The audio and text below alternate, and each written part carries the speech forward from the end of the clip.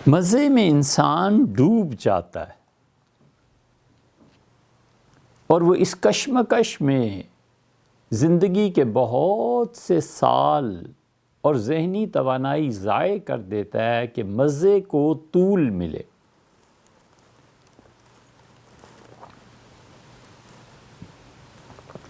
ایک لمحے کی لذت 100 سال میں تبدیل ہو جائے اور جو چیز 5 منٹ کے لیے ہے یہ 500 سال اس میں گم رہے۔ یہ انسان کی خواہش ہے اور موت تک کبھی یہ خواہشات طول پکڑتی ہیں، اور اس کی بڑی اچھی مثال ابو نواس کی ہے۔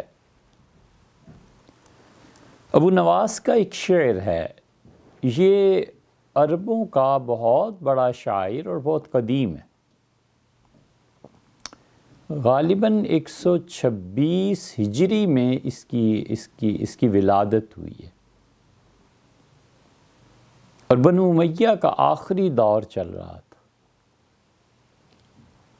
اور 29 ہجری میں بنو عباس کا انقلاب آیا ہے اور بنو امیہ کی جڑ اکھیڑ دی انہوں نے۔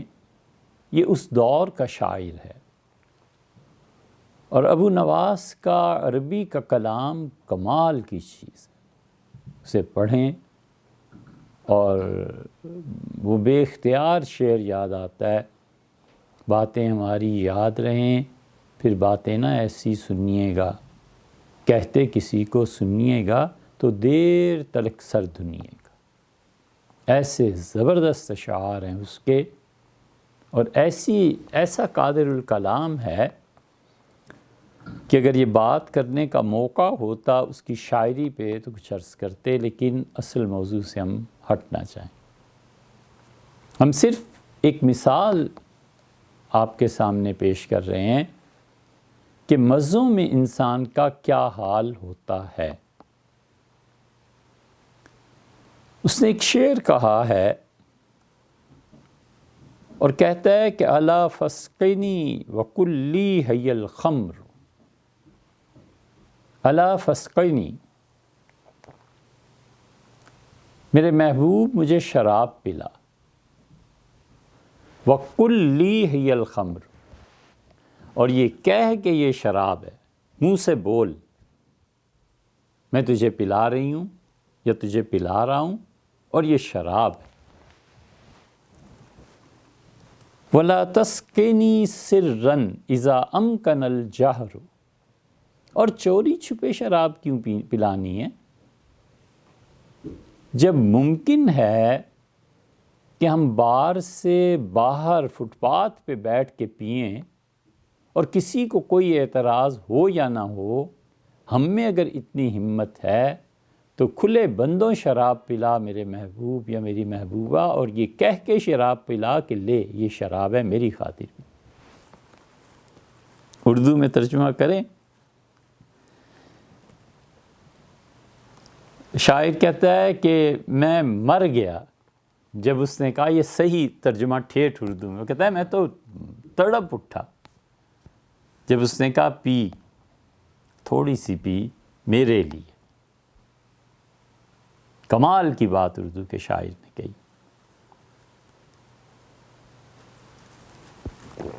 نسبتیں بڑا فرق ڈالتی ہیں، عبد چیزیں دیگر، عبدہو چیزیں دیگر، بندہ اور ہے، اور جس کو وہ کہیں یہ میرا بندہ ہے یہ اور ہے۔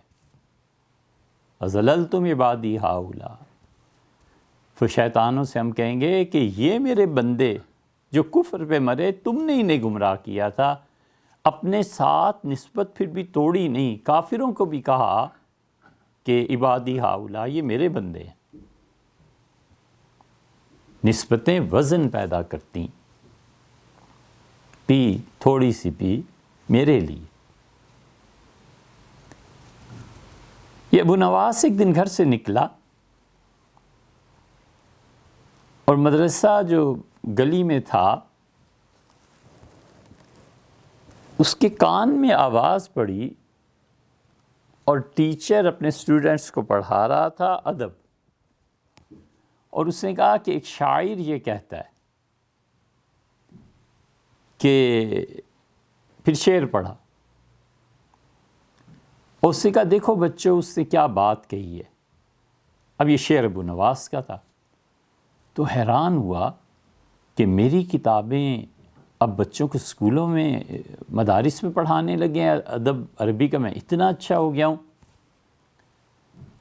تو ابو نواس سننے لگا، جب اسے پہلا مصرع پڑھا کہ الا فسقنی وقل لی خمرہ، مجھے پلا اور یہ کہہ کے پلا کہ یہ شراب ہے، تو ابو نواس اور متوجہ ہوا اور اندر چلا گیا۔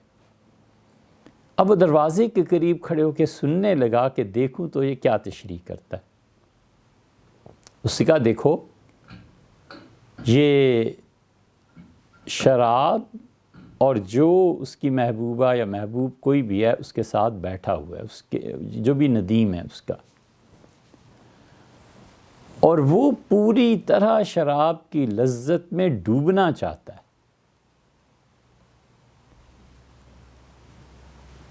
تو اب جب اس کے محبوب نے اسے شراب پیش کی تو اس نے اسے چھوا، اور لمس، چھونا، ٹچ کرنا کسی چیز کا، یہ لذت اس نے اٹھا لی جو ہی جام اس نے ہاتھ میں پکڑا۔ اب اس نے اس جام کو دیکھا، شراب چھلک رہی تھی اور آنکھوں میں اس کے خوشی اور آنکھوں میں ایک روشنی چمکنے لگی، اور مسکراہٹ اس کے چہرے پہ سج گئی کہ کیا بات ہے اس کی، کتنی خوبصورت چھلک ہے شراب۔ اس نے پیالے کو قریب کیا تو تیسری حس اس کے سونگھنے کی تھی، اور شراب کی بو جب اس کے دماغ تک پہنچی تو مشام جاں اس کے پوری طرح لطف اندوز ہوئے، اور چوتھی لذت چکھنے کی اسے یقین تھا کہ میں ابھی چسکی لوں گا اور کہاں جا پہنچوں گا۔ اور پانچویں لذت جو کانوں کی تھی، اب کانوں کو کیسے حاصل ہو؟ شراب چھونے کی لذت میں، شراب سونگھنے کی لذت میں، شراب دیکھنے کی لذت میں، اور شراب پینے کی لذت، اور پانچویں حس کان رہ گئے تھے۔ اب کیا کروں؟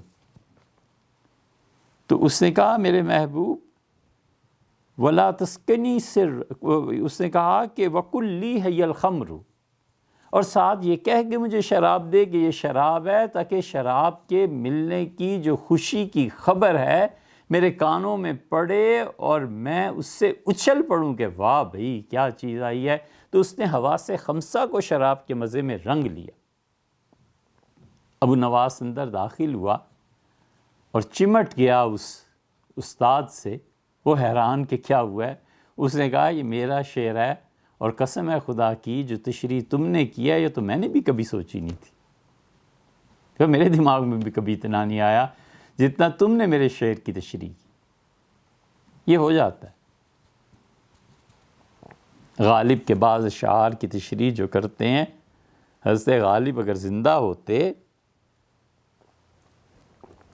تو وہ کہتے جو الطاف حسین حالی کو رامپور میں کہا تھا، بہت معمولی سی ایک جملہ ہے۔ حالی کہتے ہیں کہ رامپور میں کوئی شخص آیا تھا اپنی غزل کی اصلاح کرانے، تو انہوں نے کہا یہ کون غالب ہے جس نے یہ غزل کی ہے؟ اس نے کہا حضور آپ غالب ہیں۔ انہوں نے کہا دیکھو بھی اگر یہ شعر میں نے کہے ہیں تو مجھ پہ خدا کی لعنت، اور یہ کسی اور کے ہیں تو اس کے سننے سے بہتر ہے کہ میں کہوں اس پہ خدا کی لعنت۔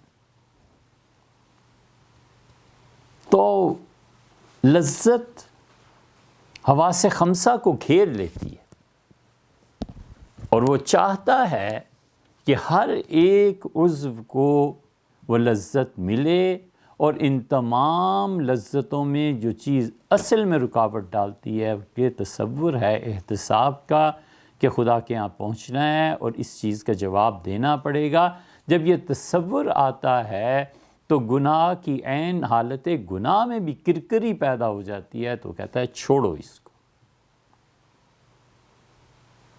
آئے کچھ ابر، کچھ شراب آئے، اس کے بعد آئے جو عذاب آئے۔ یہ جو لذت ہے، جو لوگ اس کے عادی ہو جاتے ہیں ان کے لیے خدا کا انکار اس لیے ضروری قرار پاتا ہے کہ وہ اچھی طرح دنیا کی زندگی میں ڈوب کر اس کے مزے اٹھائیں۔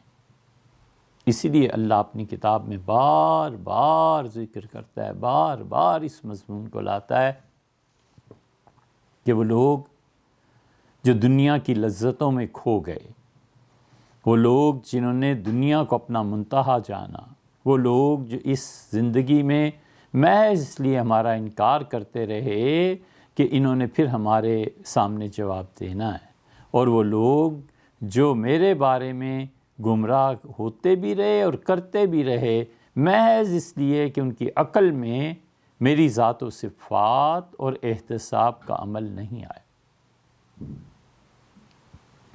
اسی جتنے بھی ملحد ہیں، بہت سوں کے پاس سوائے اس کے کہ خدا کے انکار پر اپنی شخصیت کو اٹھائیں، خدا کے انکار پر مزے کریں، اور خدا کے انکار پر دولت اور پیسے میں ڈوب جائیں، یہ تینوں اسباب ایسے ہوتے ہیں کہ اللہ کا وہ بندہ جو نرم دلی سے خدا کی اطاعت کے ساتھ وہ لوگوں کو دعوت دیتا ہے، وہ اندرونی طور پر سمجھ جاتا ہے کہ آخر مرض کیا ہے خدا کا انکار کرنے کا۔